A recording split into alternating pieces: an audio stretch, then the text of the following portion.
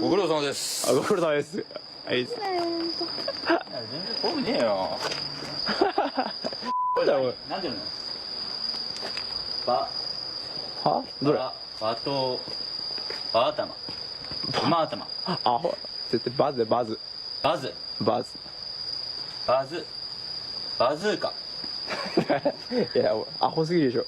観音って読んだこれだ。あ、これ観音ね。ほんと帰ろうってくる。戻ろう。でも戻ろう。なんでここにあるんだろうね、こんな人形。意味わかんない。戻ろうってくるな。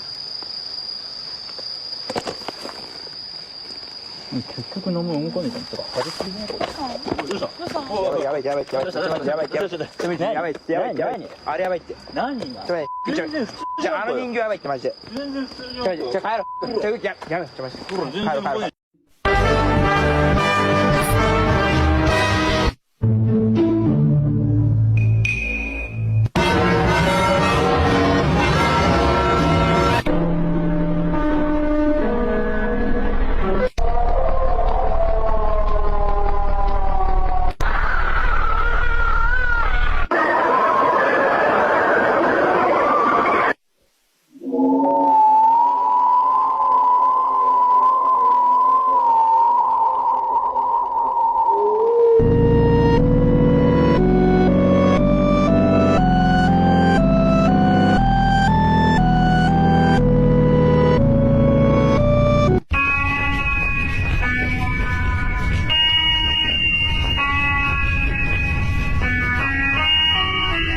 I literally hate you, bitch. How the fuck do you expect to make money, Julie, if you don't like to work? Julie, my door just fucking opened. What? No, stop. What the fuck? What the fucking fuck? Bitch, it's not even that late. Kevin's not home from work yet. What the hell? My god. What the fucking... Oh.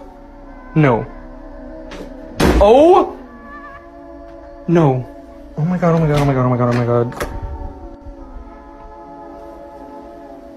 What the Julie, you're fucking lying. You're fucking lying. Oh! No. What the Serial killer facts that are absolutely shocking.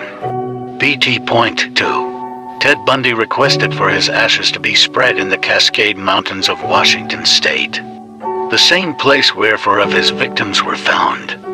That request was fulfilled.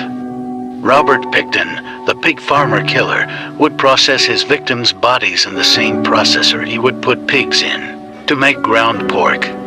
It is very likely that the townspeople he serviced unknowingly ate human remains. Ed Kemper, the cold-head killer, used his mother's decapitated head as a dartboard after he killed and sexually assaulted her.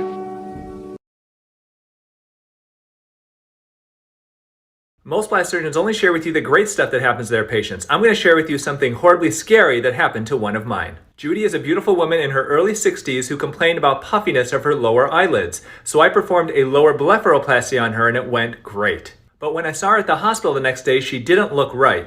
One of her eyes was crossed. Not both, just one. What? So I asked her, Judy, do you notice anything different about your eyes? And she said, yeah, my eye is crossed. My stomach just dropped. So I thought, well, maybe she had crossed eyes before her surgery and I just didn't notice. So I looked in her chart and her before photos and her eyes were not crossed. They were normal looking. So then I asked her, are you having any problems with double vision? And she said, no, my vision is just fine. I became nauseated at the thought that I may have caused this. So what do you think happened? I'll give you the answer and what happened to her afterwards in the comments. How long humans could survive on other planets Part 2. Mars. The air on Mars is very thin. There is not enough oxygen for humans to survive, and it's also too toxic to breathe. On Mars, you could only survive for however long you can hold your breath. You would die within around 2 minutes. If you're planning on taking a trip to Mars, I'd recommend a spacesuit. This is why you should always lock your front doors. A kid living with both of his parents decided to watch a movie for their family weekly movie night. He then gets up to use the restroom. As he is in the restroom, he sees all of the power in the house cuts off, and then he hears 2 loud thumps. He locks the bathroom door and hears heavy objects being dragged across the hallway. The kid, freaking out, runs out of the bathroom and runs into the restroom. Once he is inside the room, he locks the door. As he locks the door, he jumps in bed and acts like he's asleep and hopes that this person who is in the house will ignore a child sleeping. He closes his eyes and hears the door creak at the same time. He squints his eyes and sees a man with no eyes dragging the bodies of both of his parents. The man dragging his parents sits his mom's dead body in a chair facing him, and then sets the dad's body on the floor facing up. It was almost like whoever was in the house who killed them wanted him to see it. He then sees the man writing something on the wall and then climbs under his bed. He laid there for hours knowing that if he moved a muscle he would end up just like his parents. He finally built up enough courage to read the wall, and the writing on the wall said, No wonder you're all so miserable. Would you please shut up? Would you please shut up? You think you're better than me, Crow. I'm a free woman. You're a free woman. But I might be your prisoner, but I'm a free woman. If you're my prisoner, you're not a free woman. That's what prisoner means. And you think you're free? You swore some stupid oath, and now you can never touch a girl. It was my choice to say the words. So you don't like girls? Of course I like girls. But you chose never to touch them. I found an old childhood photo. There's something terribly wrong with it. I found it while cleaning out the closet. An old photo, creased at the corners. It depicted a little boy sitting on a chair in the middle of a wallpapered kitchen. Blue eyes, blonde hair. I flipped it over and checked the date on the back. November 14, 1996. So me, when I was 4. Except, the kid didn't look quite like me. The photo was grainy, so it was hard to tell for sure. But the eyes were a little too wide set. The smile was too toothy. So, a friend? But it was definitely my mom's kitchen. Floral wallpaper with pink rosettes, the old oak table. And the kid so closely resembled me. Wouldn't I remember having a friend that looked like he could be my twin brother? And why isn't it with the other family photos? I'd found it in Mom's closet. She had several photo books, all populated with childhood photos, documenting the most insignificant events, from baking cookies to baseball games. So why wasn't this photo with the rest? Why was it hiding on the top shelf of my mom's closet, tucked under a hatbox? I walked out into the family room, grabbed the photo album labeled 1995 to 1998. Paged through it until I got to a good, clear photo of myself at 4. Then I pulled the photo from my pocket and compared the two. It wasn't a great comparison. My head was tilted to the side, and his was straight. I was wearing a hat, he wasn't. Still, the difference was unmistakable. His grin was wider, toothier. His skin was paler. His eyes were wider set. Yet, the differences were subtle. To anyone but me, they'd probably look like the same person. "What are you doing?" I turned to see my mom, standing in the doorway, carrying a large box.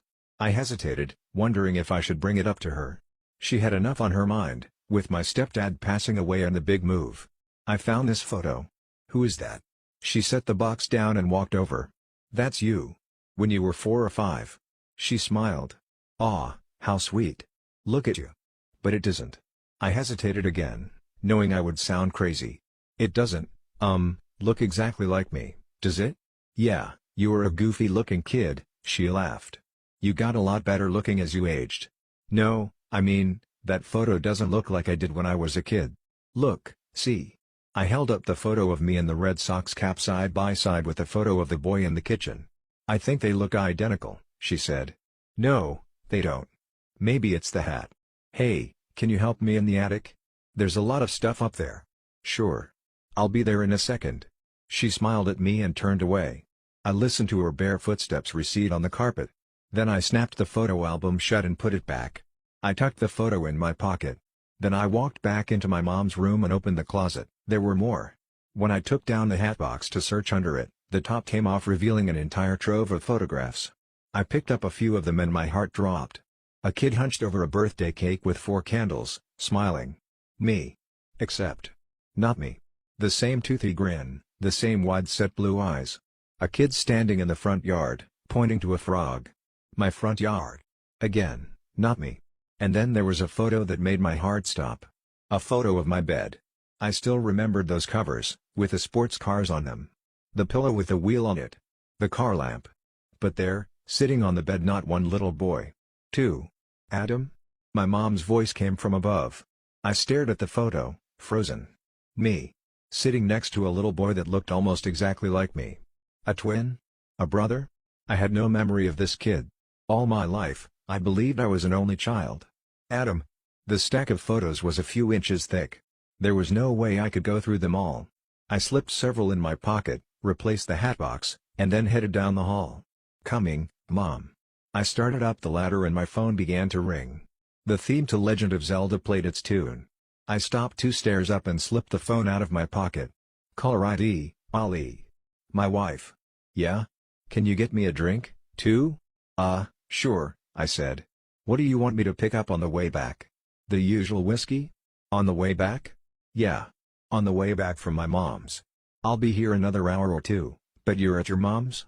She asked. Her voice suddenly soft, confused. Yeah, why? I don't understand. I just let you inside the house, she said. You're down in the kitchen. Making us drinks, aren't you?